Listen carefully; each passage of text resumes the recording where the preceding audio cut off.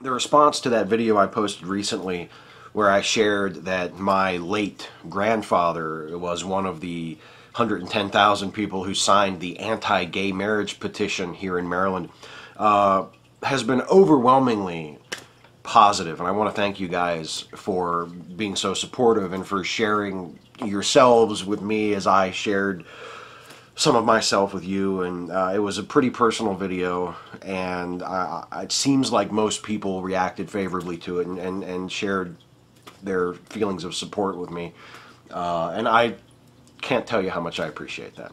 There were some who also shared some concerns, and I wanted to address those concerns in this video. And I'm talking specifically about people who were troubled, first of all, by the very notion that the names of the petition signers were publicly made available, were published by the Washington Blade, and also who were troubled by my suggestion near the end of that video that if you support same-sex marriage in Maryland and you see the name of someone you know on that list, to go and have a word. And those are my exact words. Go have a word. There are two issues to consider. First, there is no expectation of anonymity when you sign a petition.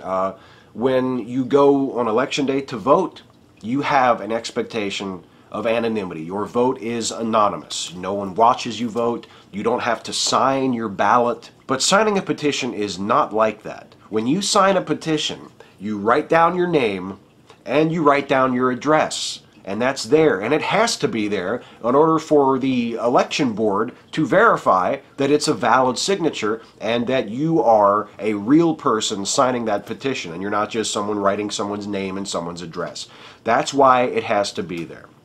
And it's not an anonymous process. You have no expectation and you have no right to expect that this information, your name and your address in signing this petition, will not be made public. When the Washington Blade published that list of 110,000 or so people who signed that petition, they did not steal that list.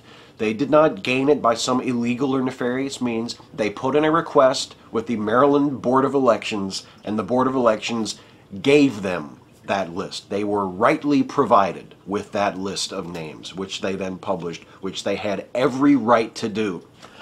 That's number one. Nothing wrong with publishing the names. Nothing undemocratic about it. Number two is, when I say go have a word with people that you see on the list that you might know, that's exactly what I mean.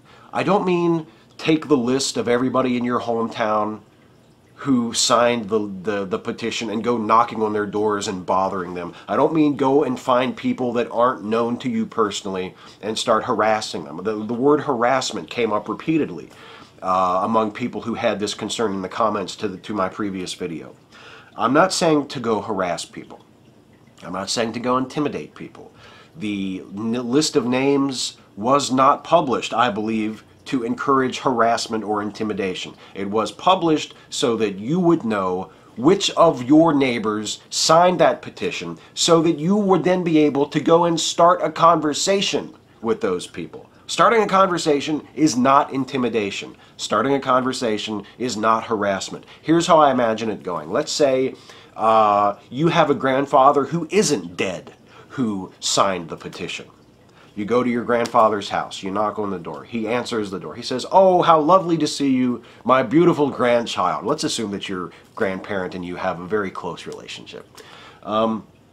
You go in, you sit down at the kitchen table or in the living room or wherever you sit down, and you say to your grandfather, you say, "Grandpa," or "Pap," or whatever you call him, "Granddad. I noticed, I was looking the other day on the internet and I saw that you signed that gay marriage petition, that petition that Neil Parrott was passing around to put the gay marriage law up to public referendum. I was wondering, I would really like to talk to you about that. Do you think maybe we could talk about that for a few minutes?"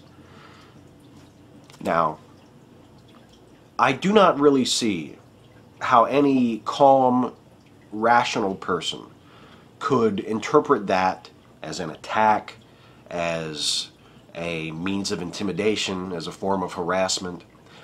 My grandmother, my granny, my only surviving grandparent now,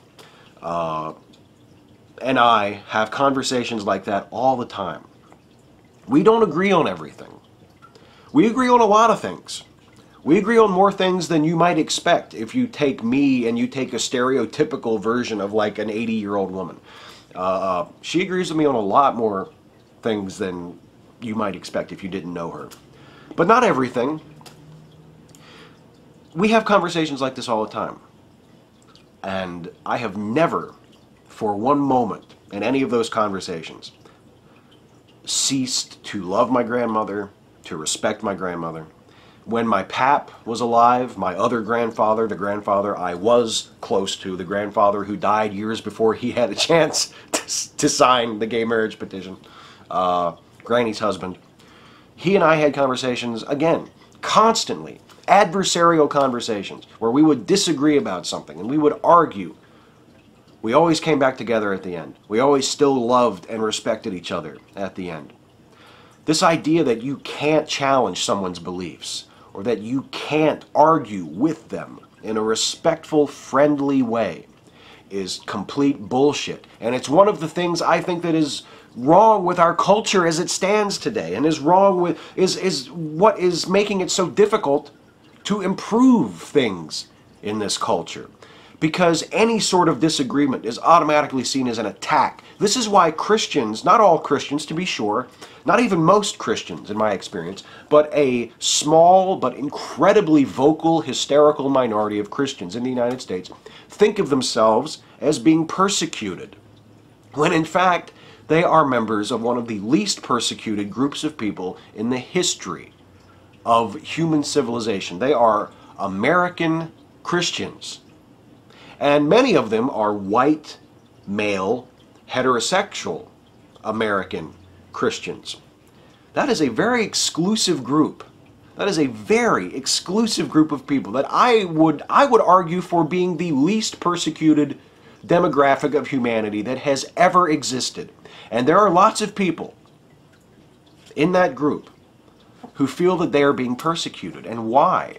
Because they live in a country that values free speech, and they live in a country that has a group of people who are of a different persuasion, who are not religious, who are politically more liberal or more progressive, and feel entitled to challenge the beliefs of the people who are in that group, who are part of that 5-point demographic. And to have your beliefs challenged is not a form of persecution. To have someone express disagreement with you, especially if they're someone who is known to you, who is a friend or a loved one or family member, is not a form of persecution. And it is also not a form of persecution when someone points out to you that just because you are free to believe a particular thing or to express a particular opinion does not mean you also have the right to expect to see that opinion or that value reflected in law, and thereby imposed on other people who don't share your values and don't share your beliefs. That's not a form of persecution. That's a very low threshold for persecution. If someone says, you know, you might not be able to have everything you want, and you say, I'm being persecuted, I don't really respect your definition of persecution at that point, and I don't really feel bound by it at all. If you try to start the conversation and they really don't want to fucking talk about it, at least you gave it a try. You know, I'm not saying pester them about it, but at the same time I'm not saying soft pedal around it either. I mean, you don't have to call them bigots, you don't have to get in their face and say, how could you fucking do this, you fucking bigot. They may be a completely reasonable person otherwise. You know, most people I know personally, there were names of people that I found on that petition list that are lovely people, that are wonderful people, that are some of my favorite people that I know. And to them, I would not tell them that they were bigots, because in general, I don't think that they are. But I would tell them respectfully that I think, at bottom, the opposition to same-sex marriage is driven by bigotry. And I don't think of them as a bigoted person. And I don't think that they think of themselves as a bigoted person. And I don't think that it is worthy of a person of their character to vote in support of what is fundamentally a bigoted movement to deprive fellow human beings, fellow citizens of Maryland, of a hard-won and justly deserved right.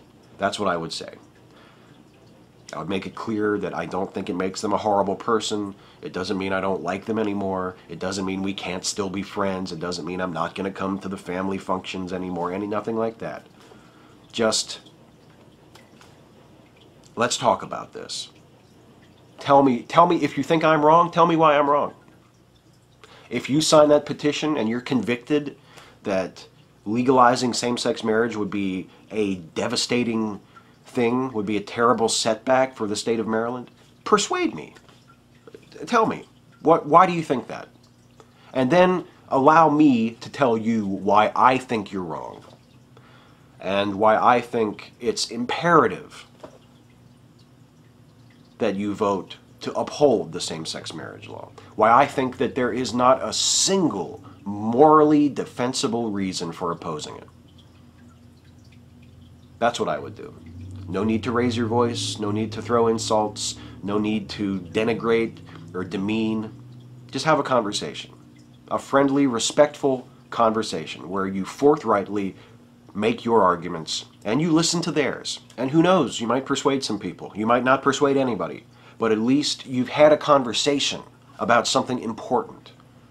And once you've done it for this issue, who knows, maybe something else will come up in a few more weeks or months or years, and you can have another conversation like this about it. Maybe it'll be something that you'll come to look forward to, as I do.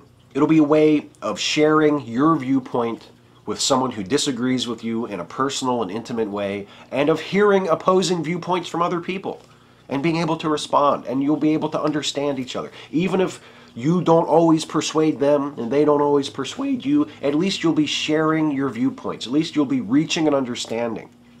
What could possibly be the downside to that? That's what I'm saying.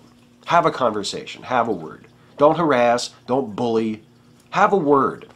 Have a word.